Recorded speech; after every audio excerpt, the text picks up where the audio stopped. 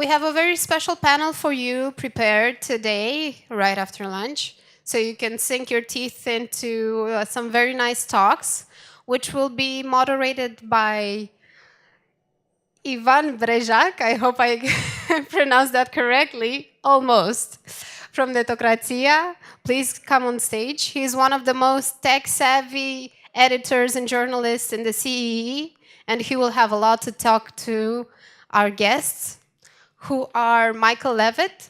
Please come on stage from Spigot. And then we have Mario Jumola from Visually. Also, please join us on stage. They will be talking about managing remote R&D teams, and I'm sure it's going to be a great talk to listen to. So we're about to start. Thank you.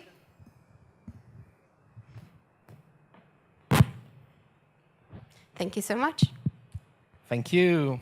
Thank you very much. So we're back at How to Web. So this panel is going to be on R&D centers, or specifically R&D teams, how to organize research and development teams in Eastern Europe, in this case specifically Romania. So I'm Ivan Brezabirkan. I'm the founder and editor of Netocratic.com and Netocratia.com. We're, as John Biggs from TechCrunch says, the TechCrunch of the Balkans. So if you have a startup, pitch us as well. Actually, pitch us first.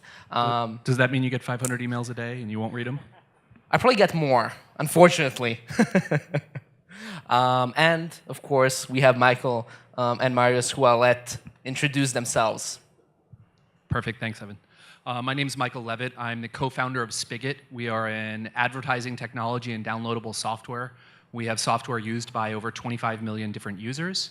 Prior to Spigot, I've done a variety of different things. I have started a co-working space called Founders Den in San Francisco that I'm currently operating with some friends, and a variety of different startups over almost 20 years now. So I was on the team that created the prototypes for Java before it was even called Java. So lots of different startups and continue to be rather than bi-coastal, bi-continental, going back and forth between North America and here, particularly in Bucharest. Hello. Well, it's working. Thank you very much for the introduction. Hello, I'm Marius. First of all, I'm really anxious to be here and really happy to see you all here. And I'm the general manager of Visually Romania, which is the main R&D center for Visually, which is the biggest marketplace for visual content and data visualizations based in San Francisco. We started as an R&D center like 4 years ago, and we started really small in a very small attic apartment, not into a shared space. So we started a bit smaller. But now we have a great team here in Romania and a great team in US working together. Thank you. Awesome. So, guys, a very basic question to start us off. What do your R&D centers, what do your development centers do in general? And even more important, why do they make sense to have them in Romania? Why not some other part of the world? Why not India? Why not even at home in the US? Is it just cost or some other things? Sure. I'll kick it off. Basically, for us, a lot of it came down to relationships. Our previous company, we had a director of technology from Romania, and we knew that there was a great source of technology talent. And so it was a place where we were excited to bring him on board. And so as he came on board, he was able to recruit a variety of talent for us. And so it was a pretty obvious place for us to get started. As really technology eats the whole world, everything that's going on is using more and more technology. And technology is replacing jobs that are, frankly, more blue collar. And so what you're seeing is this just insatiable demand for technologists. And so wherever you are in the world, we need more, we need more. You've got to feed the system. And so where can you go where you can have a competitive advantage? For us, particularly starting a company, Spigot is now 3 years old. Romania was a great spot because you had very talented labor pool. There was a plentiful labor supply, at least then. and still relatively affordable with some Western sensibilities. So it was kind of a no-brainer for us to make Romania the center of our organization. Now there's a broader question of how do you interact versus R&D versus sales and marketing versus product, and I think that's a bit of a different question, but in terms of where are we going to put development was an easy question for us. Marius, while Michael started as encouraging his CTO to basically develop a team in Romania, your story is a bit different in the sense that you encouraged the founders of Visually to open first outsource to Romania, right? And then... Well, exactly. Our history is a little bit different because Visually started in US and they didn't have a development team there. So when I was called by Tal and Stu, which are the two of the co-founders of Visually, they were asking me to create like the biggest distribution platform for data visualizations. We didn't know back then that we will have a marketplace for it. So what they were asking was actually how fast you can build this, what would be the quality, you know, but they were also expressing their concerns regarding the risk failure. So they were obviously looking for cost and quality and high level of involvement. So what I did, I tried to explain that in Romania, they actually came to a good place, right? And we started to develop. And the main reasons why we came in Romania was because, as Michael said, we have a big labor pool. But this is due to a very good educational system, and I consider that the government is investing a lot into the educational system, and especially in university. And Michael is targeting Bucharest, I'm targeting Cluj. You know, Cluj has like, I don't know, 20% out of the inhabitants are students, which is good. They are really good English speakers. More than 60% of the IT specialists are English speakers. We have more than 8,000 graduates each year. And we have a good density in comparison with India, with Russia. So basically, this is what we targeted. We targeted talents because we wanted to come with a philosophy of hiring young teams and to actually give opportunity to create careers into a very cool environment to work with. So for students, for example, coming out of university, and thinking, okay, I need to work somewhere. I want to work somewhere as an engineer and make some money. What is their benefit to coming to an R&D center like for Spigot or for Visually instead of like a big corporation that's also paying well? Well, I do believe the challenges are bigger. And there's a very close relationship between the upper layer of management in a startup, for example, instead of going to a corporate. And this helps students to evolve a lot and have a huge growth in their careers. And eventually to learn very fast how to see the big overview, the full picture of a product. So actually, what we liked about the Romanian market was that students, and not only students, but teenagers were able to understand the full picture of the products, not only developing the product.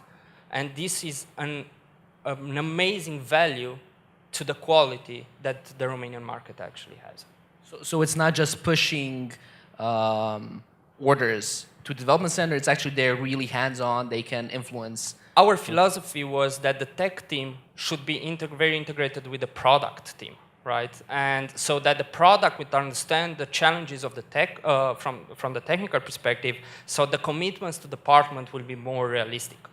So in this way, everybody's happy. The developers are happy. They are feeling really important because they are integrated and emerge with the product team. They understand and they can easily do business analyze. And basically, they just learn really, really fast.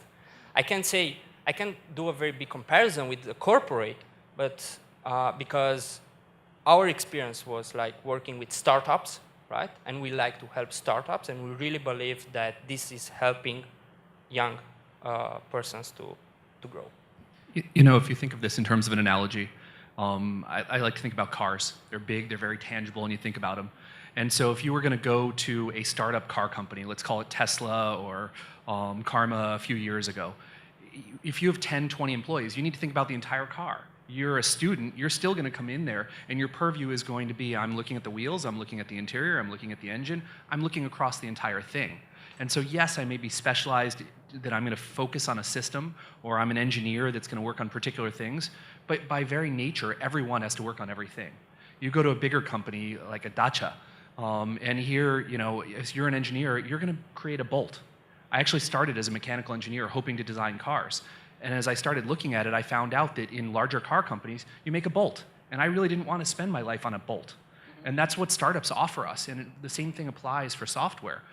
We get to see the full infrastructure, the full spectrum, and work on all these things. And students get to come in, and exactly as he said, you get to make an impact across all of these different areas rather than saying, oh, I'm going to get to write this particular object model on this particular piece of code that's going to happen in this particular area that's never going to be seen by most people.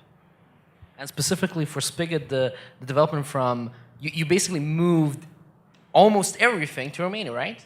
That's right. So for us, there was a big question mark. Originally, Romania and Bucharest in particular was an outsourced development center. So we had our head of product in California with myself and my co-founder. And that really made sense. And then we were able to hire another product manager to come on board. And that was really to give us some on-the-ground extra feet on the street.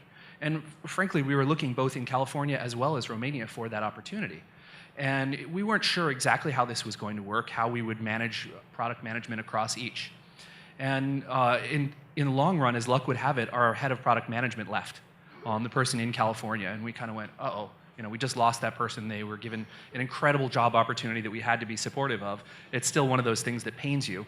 And so we thought, okay, we're going to need to hire someone new in California. This was just our thinking of product management belongs with sales, marketing, and everything else. But in fact, what we found was putting product and our head of product, the person we had hired in Romania, we ended up promoting, putting right next to the rest of our development team. And that's probably the single most productivity enhancing thing we've done to the company. Having dev and product sitting next to each other is really useful. And now I can't imagine a model going any other way. So even if you did it like that, we did it in another way, because in visually the product is done in US, and all the initial steps of innovating our products are managed by the US team, and we are only a tech team that is assuring actually. But doesn't that put undue pressure on your product people that they have to get everything so right before they pass it across the time zones and then goes to development? Well, no, because what we did, we created a traveling system, how we call it, right? So we send, once in a while, we send our developers or all our team members in US in order to work very close with the product team. So even now, we are going to have another couple of visits until the end of the year. So this is the way we solved, in a way, this issue.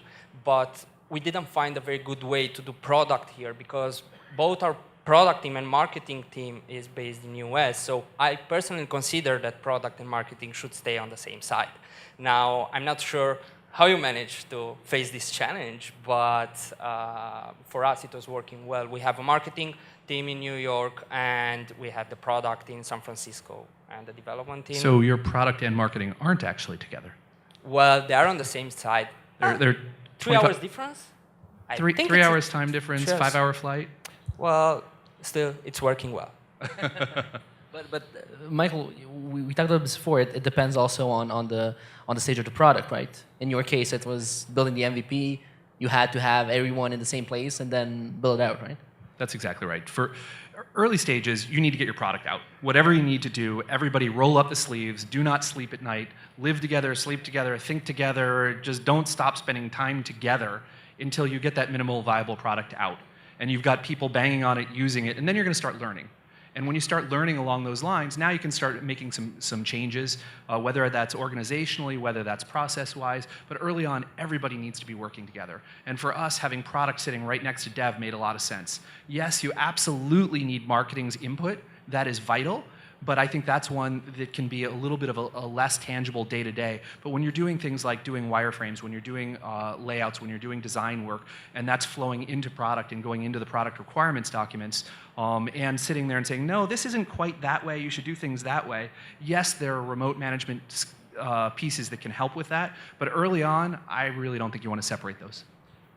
Okay, I totally agree with you. So, on one hand, it's from what I understand, it's very important to know how to organize a team in terms of where to have which division or which part of the team, right? But what else do you do to facilitate the communication between the US part of the company and the Romanian one? What helps? So it's not about what else. This is actually solving, in a way, a common problem that both approaches have. And it's about exposing and have a very big transparency over the roadmap. I think all the developers and all the team members that are actually part of a development process should be aware about the roadmap, should be aware about the challenges that they will face on a short term and on a long term, and also they should be part of the success of the company. So this is actually what you have the product near the tech team, but in this way, the tech team is actually aware about the roadmap, but this is what the way we solve it is by introducing the traveling system. So I think that the exposure of the roadmap is really, really important. I think to keep everybody communicating, there are a few things you need. Number one is metrics. Everyone needs to be staring at a dashboard and saying, what is it? For us, really being primarily an advertising firm, it's revenue. And it's user engagement. And so you're looking at how many users are clicking on things and what's the revenue. And we're going to report on that and look at that all the time. And so whether if you're sitting in the US, whether you're sitting in Romania, I don't care where you're sitting. If you're all working towards the same goal and staring at how you're delivering against that goal, that's going to partially get you there. You said it exactly right of having a roadmap. What are the things that are going to get you there? So it's not just what are the metrics and how you're doing against them, but what are going to push you to that next stage in those metrics. And a very good communication. And we need to solve the communication issue. And regarding the short story that you said, I also have one. Is like the biggest challenge is reduced to solve a communication issue between the two parts, US team and, for example, US team and Romanian team. And I would like to say that it's very similar with building a bridge, but starting to build the bridge from both ends. And eventually you will meet in the middle. But if you don't, you will have a very big problem. So this is why we try to establish a channel, a very good channel of communication by using different ways, like communication tools, like a lot of them, right? And we got a successful rate in the communication, so we got a success in working and putting the two teams together. So what's the point when you know that it's working well? How do you get your team members to, give a shit about the product they're building? It's like, okay, we're communicating, we have a roadmap, fine, we know what we're doing. But in the end, why should they care except for the paycheck? What's in it for them? Sure. One of the big questions that to me comes out of that is, do you want to do stock options or do you want to do bonuses? And this is one that's a little bit counterintuitive for me working with Bucharest. So having kind of grown up my career in San Francisco Bay Area on the West Coast, stock options are the big, great motivator. You get your stock options and off you go and off you run. And so in our last company, Vendio, we had a development team in Bucharest, we had a development team in Bangalore in India, and we gave stock options to everybody. And fortunately, we had a decent exit there. We sold the last company to Alibaba, and those stock options became worth something. But the overall sentiment, at least as we understood it, particularly from the Bucharest team, was that was a little bit of luck. And it was a one-time event and not something that was terribly valued. And so we thought, when we went to start this one, we had a big internal debate. Do we give options to everybody? And how much will that be valued? And will that get everybody on the same page and get them all kind of rowing in the same direction? And what we decided was we're going to give really big bonuses at end of year. Those bonuses are going to be completely tied to those metrics and success and everyone working together. So it's a combination of things of working together, hitting your numbers, and realizing the vision of what everyone set out for, and of course, individual contribution. So you roll all this up and you give a much bigger bonus than you normally would in a standard job. Very atypical for a startup environment, but our team really bleeds together. They work incredibly well together, and it's something we appreciate. And then it is certainly fun coming to visit towards the end of the year and handing out those bonuses. So the way we try to coordinate this individually, was by trying to teach our team members what actually the sense of ownership means, so that their involvement will be really, really big in the team. And we actually used a different approach, and we are offering shares for our key members. But also what we actually try to do is keep the innovative practices and good practices, like always a big flow of good practices that are going to our team members, so they're really, really motivated to learn new things and new things and new things, and this way gave us a very big efficiency and productivity as a team. So they were happy on all the levels, like from the career perspective, they were like really challenged because of all the good practices we were using in the company. We were also offering shares for the key members. We were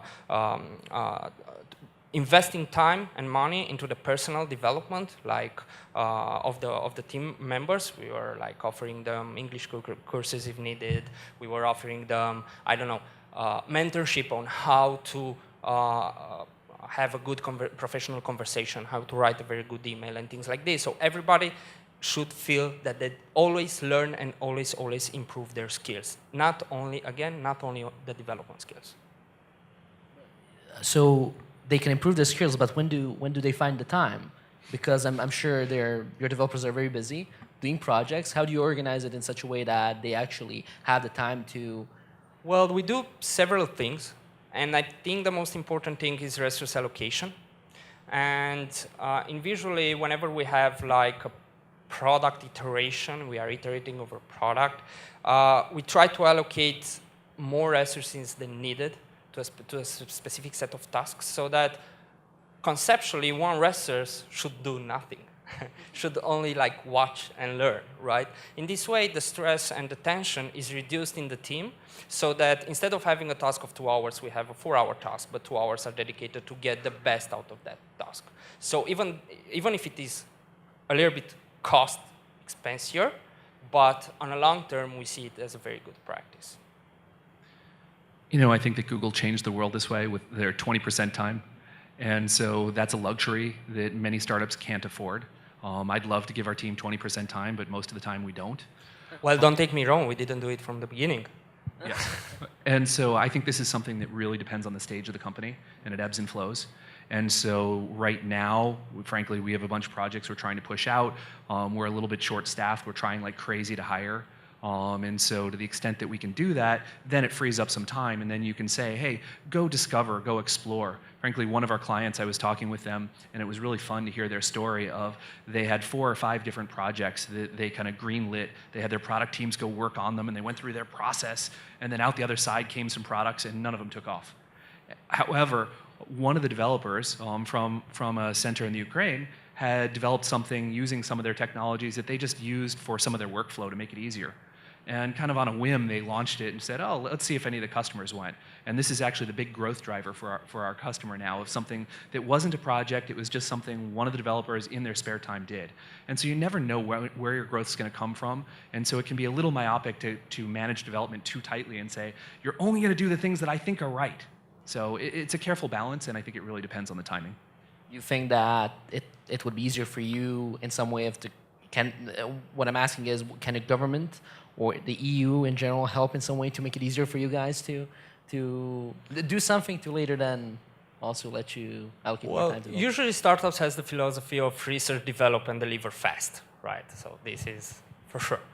Now, the thing is that the incentives subject in Romania is more like a niche subject, you know, and startups don't realize what are the benefits, and they don't know exactly what are the incentives, grants, or bonifications that the government can offer. The moment they realize actually that they need help there is maybe when they realize that the cost for asset acquisitions is quite big. So let's take an example. I don't know, you just like want to go mobile, you just need like 20 or 40 devices to make sure that the compatibility is maintained. So then you can go to the government and say, let's access a program that will help us do the asset acquisition. And this is something that you can do. And there are a lot of programs. The only problem is that the bureaucracy is really big. So a lot of startups are quitting this, including us as an R&D, because you need to have the money. You need to have the money to invest and then to get back from the government, and this is something that is affordable or not. Another thing would be the bonifications for the young talents, and because we have the philosophy of hiring young persons and already graduated, the government is actually offering great bonifications in terms of reducing taxes. That's cool. I guess I've got a little bit of a capitalist view here of let's keep the government out of our way. But with that said, we need infrastructure, and so that infrastructure can come in the form of low-cost cellular systems and bandwidth that will then translate into lower costs for mobile devices and service for all of us. It comes through in great internet connectivity, it comes through universities and great talent, but all of that should be really planting a deep foundation and then keep taxes low and stay out of our way. Very simple. Exactly. Awesome. So we're at the end of this panel. Are there any questions for our panelists? Because we're not leaving if we don't get one question. Okay, there we go. Threats work, apparently. Okay, so you said something about that product that one developer did in his spare time. So, knowing this, that this is a good thing, how do you drive innovation in the company? I wish there was one pat answer of how to drive innovation in the company. I certainly don't have it. For us, we're a very product-driven organization, and so we're constantly having our product team look at the market, figure out what's going on, and be reactive and proactive and be customer-driven. So I think there's this careful balance of going where the market's going and understanding what the customer wants, which can be very different than being innovative. And so I think the two at some level are at odds with each other. The phase that we're in, where we're seeing great growth and customers are taking the product and we're growing, we want to kind of keep that going. You have to be careful because you'll run out of runway and you need some innovation. But at least for our current phase, it's put the foot on the floor, go with the gas, embrace what the customers want. But I think in terms of true innovation, it's get people out of their surroundings, get them a diverse team, comes from different backgrounds, get them talking about things that are completely unrelated and doing tasks that are unrelated. But it is hard to find time to do that. Thank you. Awesome. So that's it. We're out of time. Thank you very much for joining us, and you can find these guys in the break. Thank you. Thanks. Thank you. It was great having you on stage. Thank you very much.